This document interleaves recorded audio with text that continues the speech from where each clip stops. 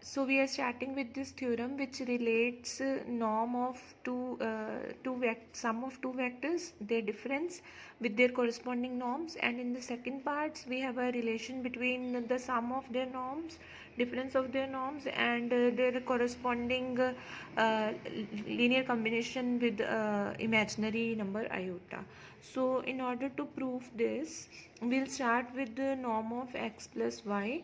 So as per the definition, norm of x plus y square, it will be inner product of x plus y with itself.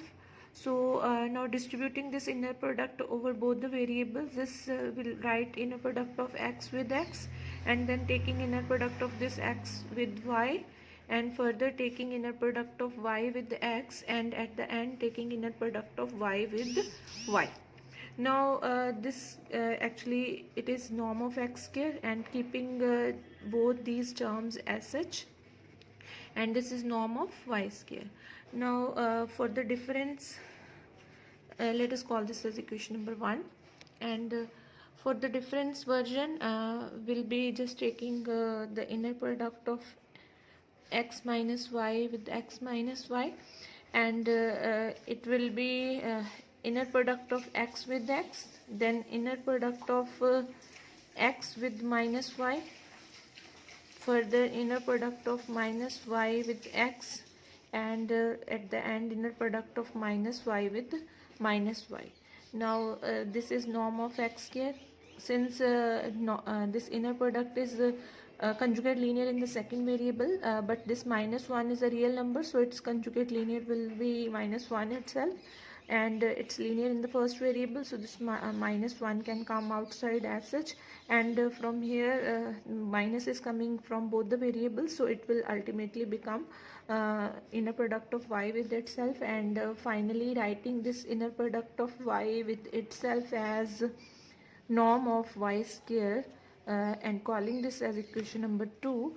Now if we add equation number 1 and equation number 2, so we will be obtaining, this term would be cancelled with this term would be cancelled with this, so these two will be added up to give you twice norm of x square, these two will be added up to give you twice norm of y square, and call this as equation number 3. Further this will prove your first part. For proving the second part, I will be just replacing I will be just subtracting equation number 1 and 2. This was obtained by adding 1 and 2. Now I'm subtracting both the equations. So when you'll subtract, you will obtain a negative sign over here, obtain a positive sign, and this will become negative. So this will be becoming norm of x plus y square minus norm of x minus y square is equal to, these two will go, this will become twice inner product of x with y, and this will become twice inner product of y with x. So let us call this as equation number 4. Now in order to reach at the required relation, we will be replacing y with iota y everywhere in this equation number 4. So this equation will be becoming norm of x plus iota y square minus norm of x minus iota y square is equal to twice inner product of x with iota y plus twice inner product of iota y with x. So it is in the second variable, it will come out as its conjugate, and will be obtaining inner product of x and y, and from first variable iota will come as such. So if iota is minus iota, so we'll write minus iota over here, and this is 2 iota y inner product with x. So let us call this as equation number 5. So now as per what we are to prove, we need iota with both the terms on the left hand side of this equation. So I will be multiplying both sides by iota.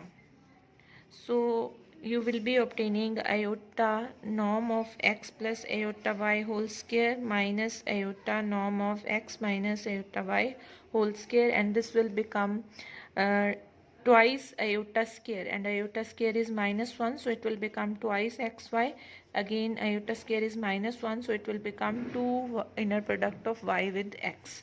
So let us call this as equation number 6.